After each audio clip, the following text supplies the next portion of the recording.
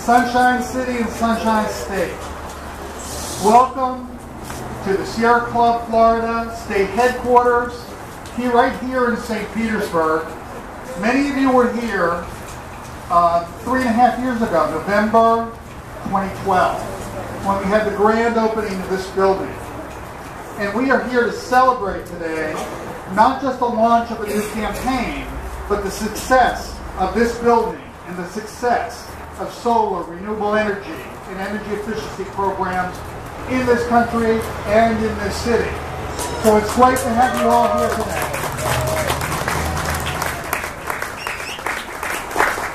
My name is Frank Jackalone. I'm the Florida Staff Director for the Sierra Club.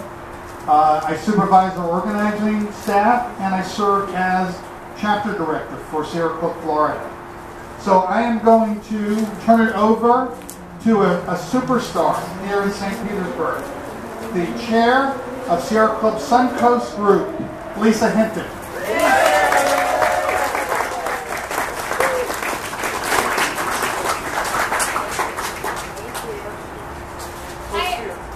Close to me. Okay, can you hear me? Yes. All right. On behalf of Suncoast Sierra Club, I welcome you and thank you for joining us today. We are here to announce St. Petersburg's Ready for 100 Clean Energy for All campaign. The Suncoast Group of Sierra Club is one of the first to step up to the challenge of working with our city, businesses, and community to build a consensus that St. Pete is committed to transitioning to 100% renewable energy. We believe that St. Pete can and should be a leader in the clean energy movement and aim to be the first city in Florida to achieve 100% renewable status.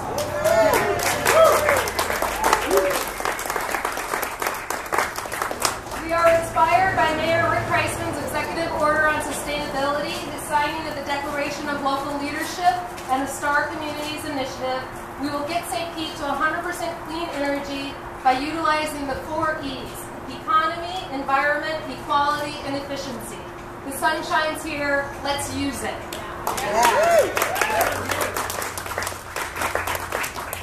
I want to acknowledge some of the efforts of some of the people who have worked tirelessly to get us to this point. Marcia Biggs, Dana Harbinger,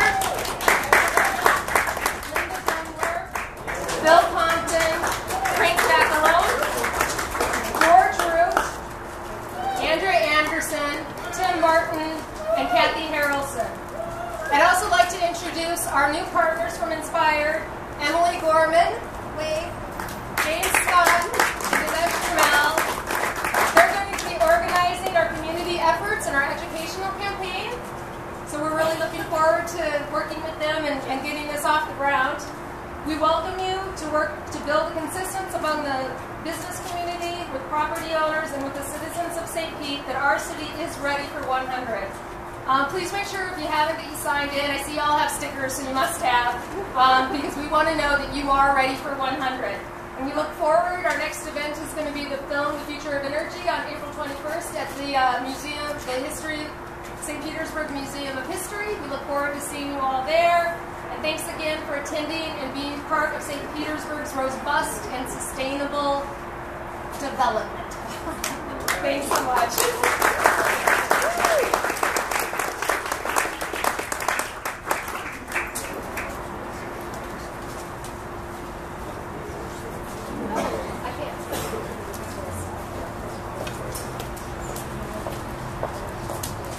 Now, the reason why we are here today is twofold. First, we're celebrating and we're launching a Ready for 100 campaign. But secondly, we're here to listen to greet, and to meet someone who I think is going to go down in history as one of the greatest environmental leaders in this country's history. Michael Breuning is the executive director of the Sierra Club. And during his short tenure at the Sierra Club, he has successfully led our nation's environmental movement toward the end of coal in this country. A defeat for the Keystone XL pipeline. And we're moving on. We're moving on to 100% clean energy future. Mike Breunin's name, his stamp is all over that. And it's my great pleasure to have him in St. Petersburg to launch this project and to greet you. Mike.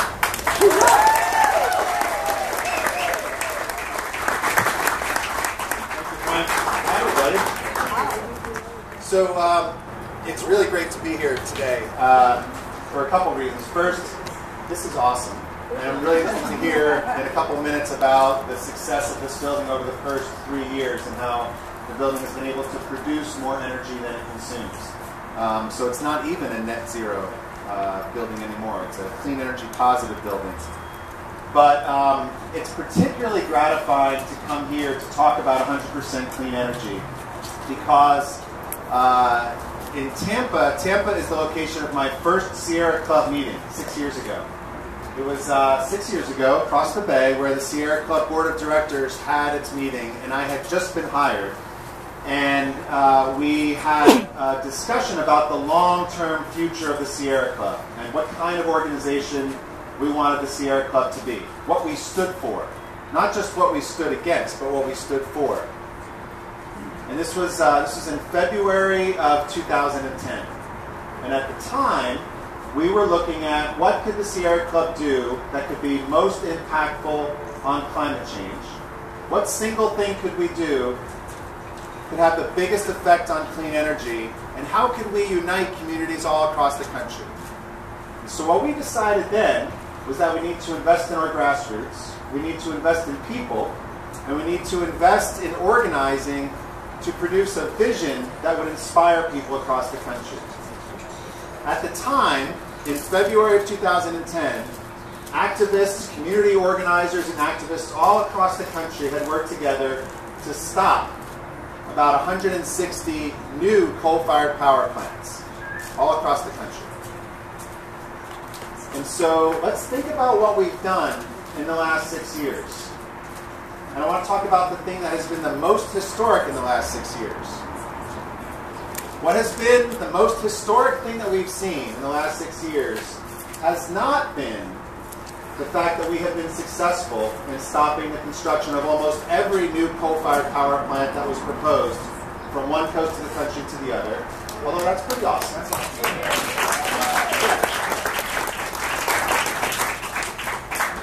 It's not the fact that since January 1st of 2010, together, we have secured the retirement of 230 existing coal-fired power plants from one part of the country. That's pretty awesome, too. It's not the fact that we defeated Keystone, or that we pushed Shell out of the Arctic, or that we stopped oil drilling in the Atlantic seaboard, although all of that's pretty good, too. It's not even the fact that we signed an agreement in Paris last year where 190 countries all agreed to work together. Basically, every institution in the world has committed to cut their carbon, except for Republicans in the Senate. It's not even that we have almost every country agreeing to cut their carbon and scale up clean energy.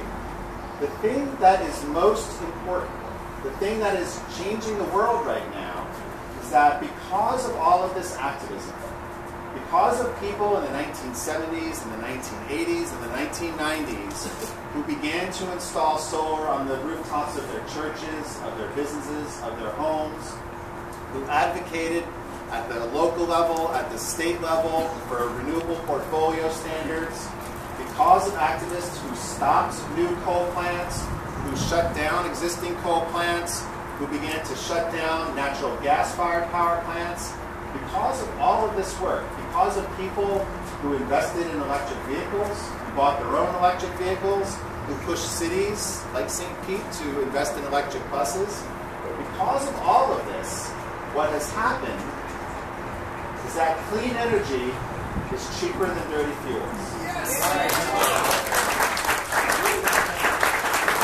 That is huge. Solar and wind in the majority of the country right now, and the majority of countries around the world right now, solar and wind are cheaper than gas, cheaper than coal, cheaper than nuclear power.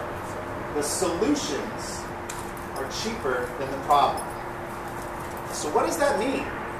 What that means, for the first time in history, we can build our civilization with power that is 100% safe, 100% secure, 100% sustainable. Think about that. Think about the time in which we live. We are living in a time where we're going to create a society that is powered by 100% clean energy for everybody, that works for everyone. Every time we replace a coal plant or a natural gas plant with solar or wind, that is irreversible. We'll never go back. Every time that we decide to shut down a new nuclear power plant, or not build a nuclear power plant, not build a natural gas pipeline, decide not to frack in our watersheds, or not to blow up our mountains with coal, that is the last time we'll have to make that decision. Raise your hand if you think that 15, 20 years from now, people will get nostalgic for mercury pollution in their toothpaste. Raise your hand if you think that people will miss watching their children use inhalers so that they can breathe. Think about what we're a part of. We are a part of an amazing movement together that is teaching our country and the rest of the world how to power their economy with clean energy.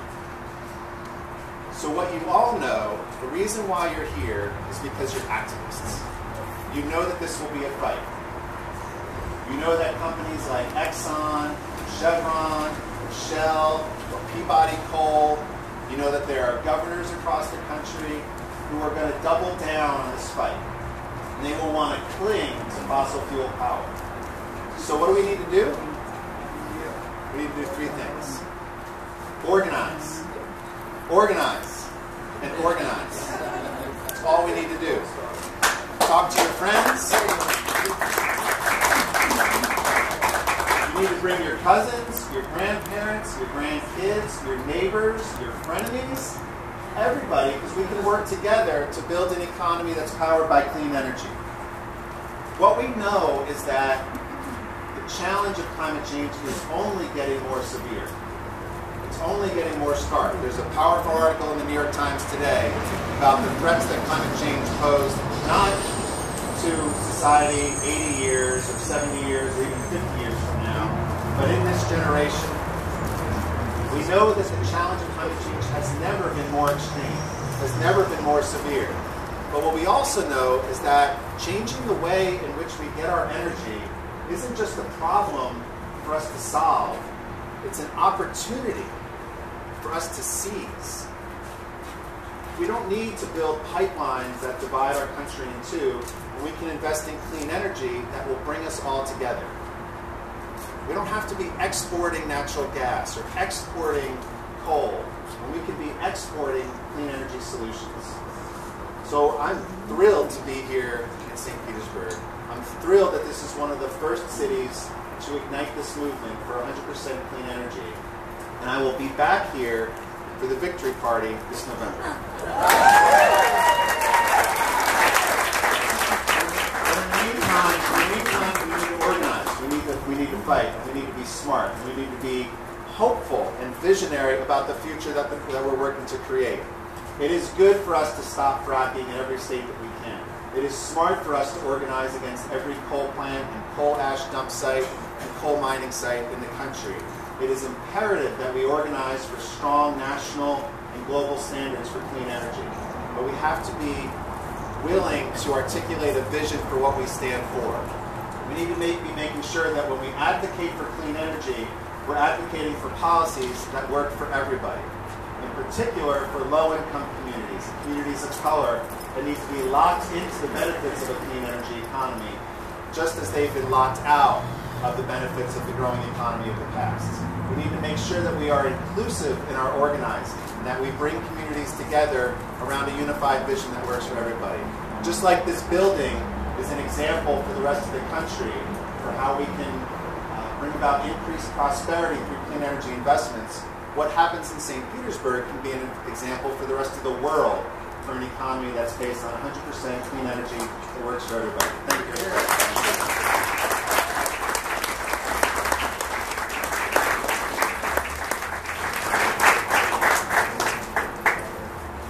Okay, our next speaker had to go overseas.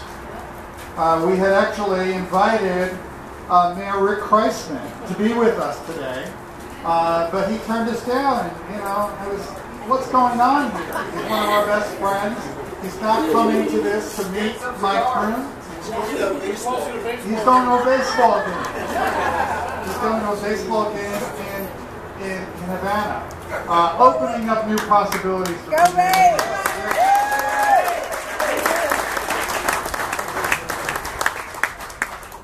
So when we got the story, and it's going to be with President Obama and an historic trip, the raise, he said, okay, he takes a pass on this one.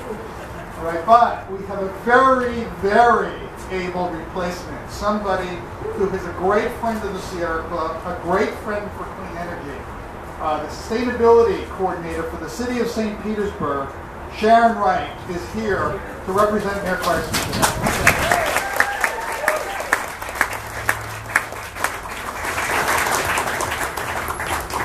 There. Thanks, Sharon. Well, the city is excited to be a part of the Sierra Club's Ready for 100 campaign. Very excited. As many of you know, in 2015, Mayor Kreisman created through executive order the Office of Sustainability.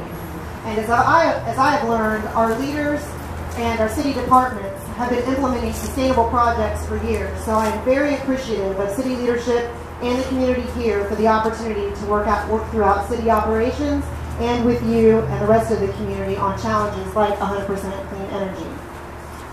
The mayor, deputy mayor, city council, and many department heads have all not only been supportive, but hands-on in moving forward on a broad range of sustainability needs. So we have a lot of help. The executive order the mayor signed in 2015 includes aggressive goals, a couple of them, like zero waste and net zero energy. So partnering as a leader with the Sierra Club and other cities for the Ready for 100 campaign is a sensible step. Signing on to the declaration will position St. Petersburg to learn from other cities, educate our citizens, and collaborate with residents and the business community to develop a path to 100% clean energy. It is an important early step towards the overall resiliency of St. Petersburg. The Ready for 100 campaign also aligns with the city's move to become a STAR certified community. STAR Communities is a nationally recognized tool. The city is currently using this tool to evaluate local sustainability encompassing economic, environmental, and social performance measures. They include job retention and creation, arts and culture, crime prevention, poverty alleviation, and greening the energy supply, among many others. STAR Communities will put St. Petersburg on yet another national stage, helping to make the city a competitive place for continuing to grow while protecting and enhancing our quality of life. Moving to 100% clean energy will help reduce our city's contribution to greenhouse gas emissions. It is in our interest to reduce our contributions to the effects of climate change and be ready for the environmental changes we can already see, like extreme weather and sea level rise. As a coastal city, we must have a healthy environment to have a healthy economy and community. Now, the city is a willing and able leader, but moving towards 100% clean energy will also require significant community-wide efforts. A path to 100% clean energy requires buy-in from decision makers, business leaders, and residents. This effort requires changes in behavior and thinking, and it will require that we discuss these challenges in places that are not always so comfortable, and it may require that we try new things and take some risks. Aggressive goals like this will likely have some upfront costs, but please consider